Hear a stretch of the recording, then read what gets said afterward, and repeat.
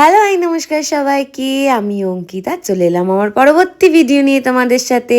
তো এটা কিন্তু 23শে জানুয়ারি মানে সরস্বতী পুজোর দিনের ভিডিও, আর তার পরের দিনই কিন্তু ছিল আমার জন্মদিন। তাই ভাবলাম এই এলোমেলো ঘরটাকে একটু সাজানো যাক, তাই চলো তোমাদের সাথে সাজানোর পরে ভিডিও শেয়ার করি। 3, 2, 1 নাও, এবারে আমার ঘর সাজানো কমপ্লিট সরস্বতী পুজো প্লাস আমার বার্থডে উপলক্ষে। আর এই যে আমার সারা খাট জুড়ে যাদের দেখতে পাচ্ছ, এদেরকে কিন্তু আমার বর সরস্বতী পুজোর 2 দিন আগেই সারপ্রাইজ দিয়েছে এনে প্রি বার্থডে গিফট হিসেবে। তো এবারে তোমরাই কমেন্ট করে জানাও তো আমার এই সাজানো ছোট্ট পুচকুদের নিয়ে সংসারটা কেমন লাগছে দেখতে।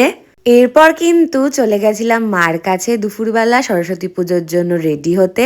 আমার কাছে কিন্তু সেই ছোটবেলার নস্টালজিয়া এখনো কন্টিনিউ হয়, আমি এখনো মার শাড়ি পরি মার কাছে। এরপর দেখো আমি আর মা কিন্তু সম্পূর্ণ রেডি হয়ে গেছি সরস্বতী পুজোর লুকসে।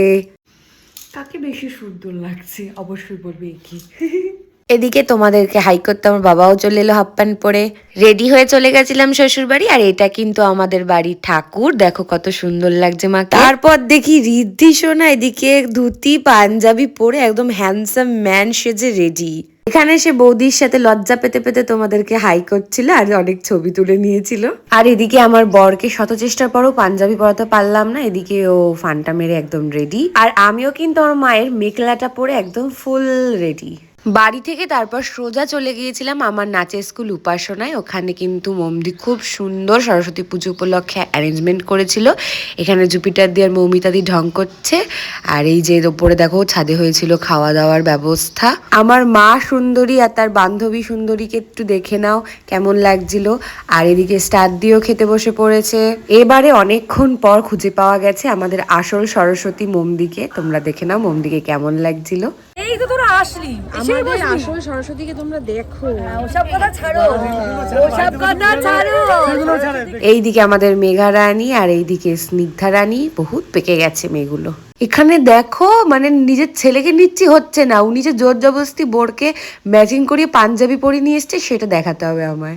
এরপর আমরা সবাই একসাথে খেতে বসে পড়লাম, আর মেনুতে কিন্তু ছিল খিচুড়ি, আলুর দম, বেগুনি, চাটনি, পাঁপড়, মিষ্টি, খুবই ছিল টেস্টি।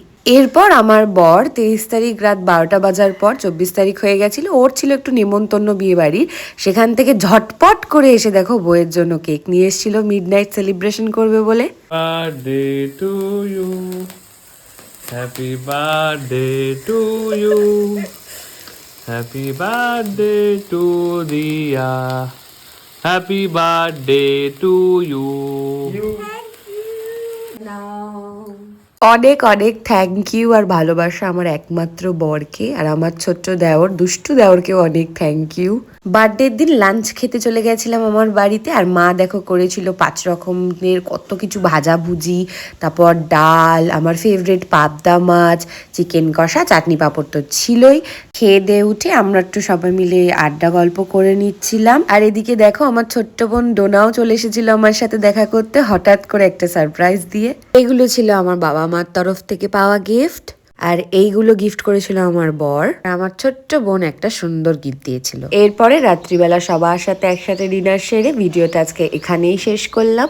আমার এই সাদা মাটা বার্থডে ব্লগটা তোমাদের কেমন লাগলো অবশ্যই কমেন্ট করে জানিও। আজকের ভিডিওটা এই পর্যন্তই, দেখা হচ্ছে তোমাদের সাথে পরবর্তী ভিডিওতে। ততক্ষণ সবাই ভালো থেকো, টাটা।